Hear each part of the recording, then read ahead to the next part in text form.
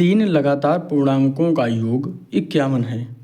पूर्णांक ज्ञात कीजिए। ठीक है, चलिए मैं यहाँ पर सवाल लगाना हल करते हैं। तो यहाँ पर तीन लगातार पूर्णांक हमको बताना है जिनका जो योग है वो 51 है। तो यहाँ पर कर लेते हैं क्या, माना, यहाँ पर लिखेंगे माना, ठीक है, माना पहला पूर्णांक या पहली पूर्णांक संख्या लिख सकते हैं। माना पहला पूर्णांक, पहली पूर्णांक संख्या लिख लीजिए, पहली पूर्णांक संख्या बराबर कितना हो जाएगा, तो x मान लेंगे। कह रहा तीन लगातार, ठीक है, तो पहली अगर x है तो x में इसके बाद वाली जो होगी वो लगातार की दूसरी संख्या हो जाएगी।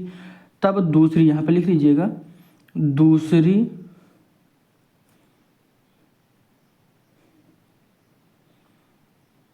पूर्णांक संख्या बराबर क्या हो जाएगा, x प्लस 1, ठीक है। और तब तीसरी पूर्णांक संख्या क्या होगा, तो x प्लस 2 होगा, ठीक है। तीसरी पूर्णांक संख्या बराबर क्या होगा, x प्लस 2। पहली संख्या हमको हो गई x, दूसरी पता चल गई x प्लस 1 और तीसरी पता चल गई x प्लस 2, ठीक है। इन तीनों संख्याओं का जो योग होगा वो 51 है, ठीक है। तीन लगातार, तो एक, इसमें हमने एक जोड़ा तो 2 हो गया, दूसरी पूर्णांक संख्या, और इसमें जब 2 जोड़ा तो तीसरी पूर्णांक संख्या हमको पता चल गई। क्लियर है, कंफ्यूज मत होइएगा। पहली पूर्णांक संख्या x, दूसरी पूर्णांक संख्या है x प्लस 1 और तीसरी पूर्णांक संख्या x प्लस 2।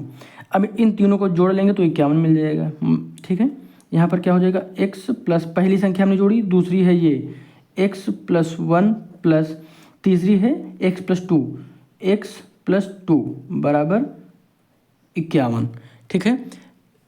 दूसरी संख्या हो जाएगी x प्लस 1, दूसरी हो जाएगी, तीसरी हो गई x प्लस 2।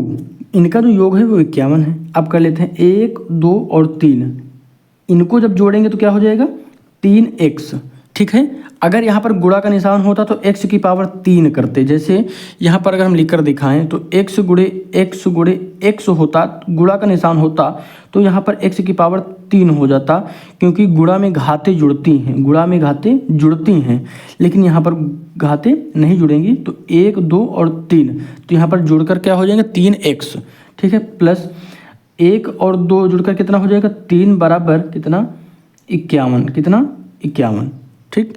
अब यहाँ पर देखिए प्लस का 3 है, इधर जाएगा तो माइनस का 3 हो जाएगा, तो यहाँ पर लिखेंगे 3x बराबर 51 माइनस 3, ठीक है, कोई दिक्कत तो नहीं है। अब यहाँ से x बराबर कितना आ जाएगा, तो 51 से इसको घटा दीजिए, कितना आ जाएगा, 48 बटे, यहाँ पर गुणा में है, इधर आएगा तो भाग में हो जाएगा, ठीक।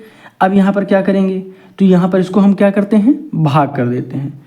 भाग करेंगे तो कितना आएगा, 16 आएगा। कैसे, 16 3 48 होता है, 3 से जब इसको भाग करेंगे तो यहाँ पर हम करके भी दिखा देते हैं।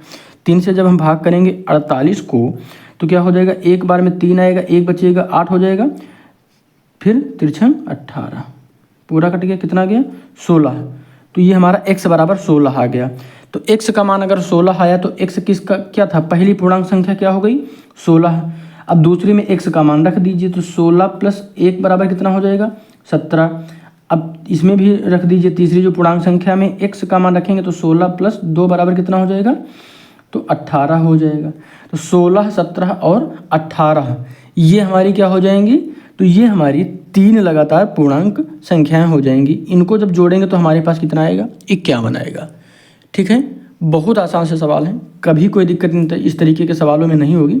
बस ध्यान से सवालों को सीखते रहिए ताकि कोई भी दिक्कत और कोई भी कन्फ्यूजन आपको ना हो। लगातार सवाल सीखने के लिए और सवालों के जो लगातार श्रृंखला इस समय आपको दी जा रही है, इन सभी सवालों को आप अच्छे से पढ़ते रहिए। कोई भी दिक्कत होती है तो कमेंट जरूर करिएगा। सब्सक्राइब करिए, शेयर करिए। धन्यवाद।